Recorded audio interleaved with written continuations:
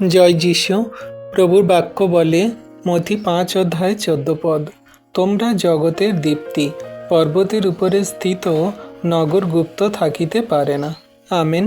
তাহলে বিশ্বাসী সন্তানরা, আমরাই খ্রিস্টতে থাকা বিশ্বাসী সন্তানরাই হলাম কি না জগতের দীপ্তি। আমাদের মধ্যে সেই পিতা ঈশ্বরের আলোর জ্যোতি আছে, আর আমরা হলাম কি না জগতের মাঝে থাকা মানুষদের মাঝে থাকা সমস্ত সেই পিতা ঈশ্বর মহিমার কার্য সকল করার সন্তান, যা কিনা আমাদের মধ্যে সেই সমস্ত কার্য সকল আছে, আর যেগুলোতে আমাদের মধ্যে কার্যগুলো দেখা যাবে, কোনো মতে কিন্তু লুকানো থাকবে না। অর্থাৎ যেমন করে পর্বতের উপরে সেই ঘর সকল, নগর সকল দেখা যায়, তেমন করে আমাদের ভিতরে থাকা সমস্ত প্রভুর কার্য সকল দেখা যাবে দীপ্তির আলোর মতো। প্রভু আমাদের সকলকে আশীর্বাদ করুন আপন বাক্যে।